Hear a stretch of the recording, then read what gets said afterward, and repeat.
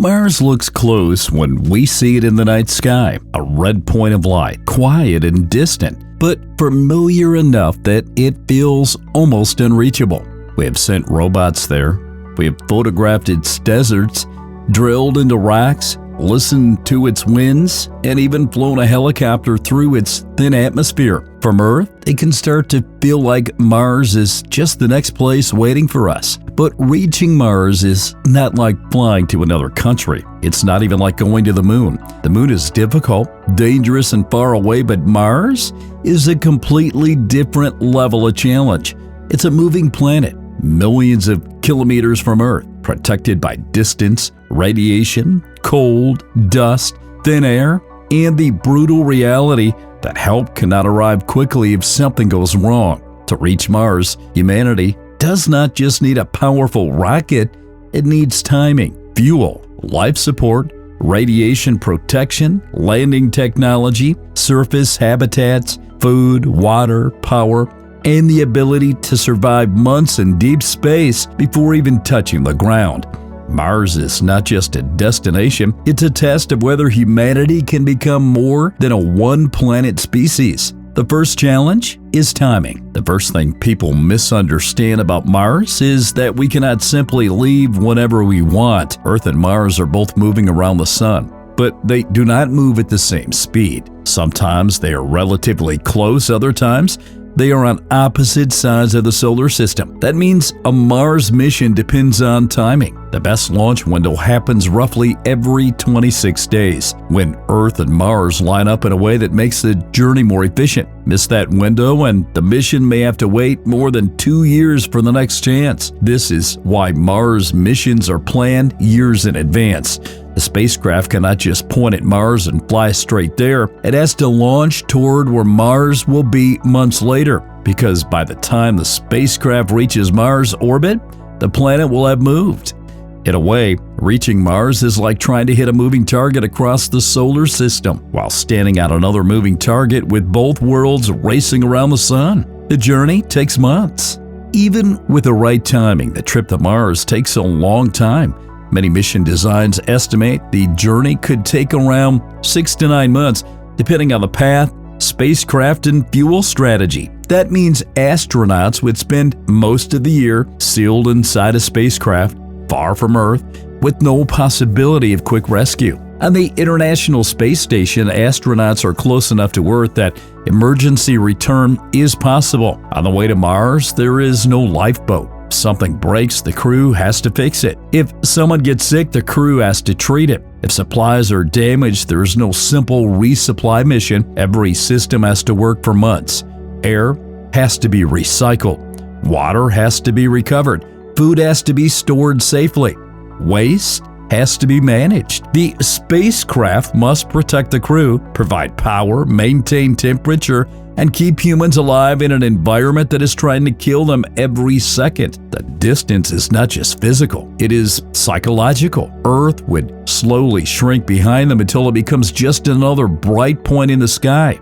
Radiation is one of the greatest dangers. On Earth, we are protected by our atmosphere and magnetic field. They shield us from much of the dangerous radiation coming from the sun and from deep space. But once astronauts leave Earth's protection, they're exposed to a much harsher environment. A mission to Mars would have to deal with galactic cosmic rays and solar particle events.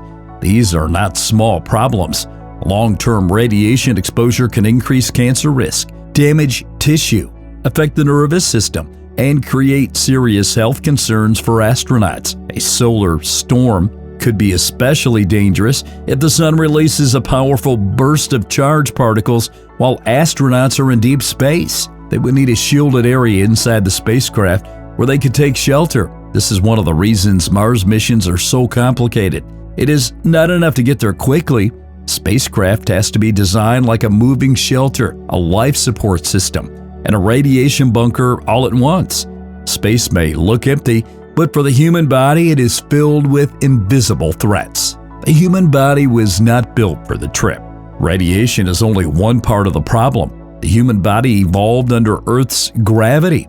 In deep space, astronauts experience microgravity for months.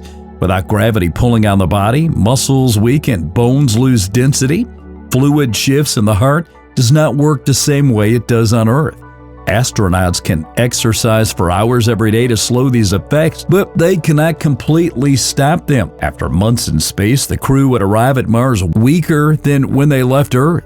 Then they would have to land, work, build, repair, and survive in a dangerous environment with only about 38% of Earth's gravity. Mars' gravity is stronger than microgravity, but still much weaker than Earth's.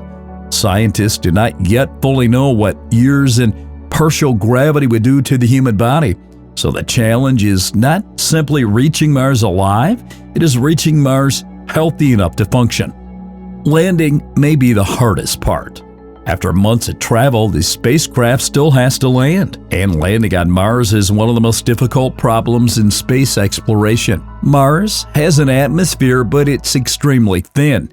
That creates a strange problem. The atmosphere is thick enough to create heat and drag during entry, but too thin to slow a large spacecraft easily with parachutes alone.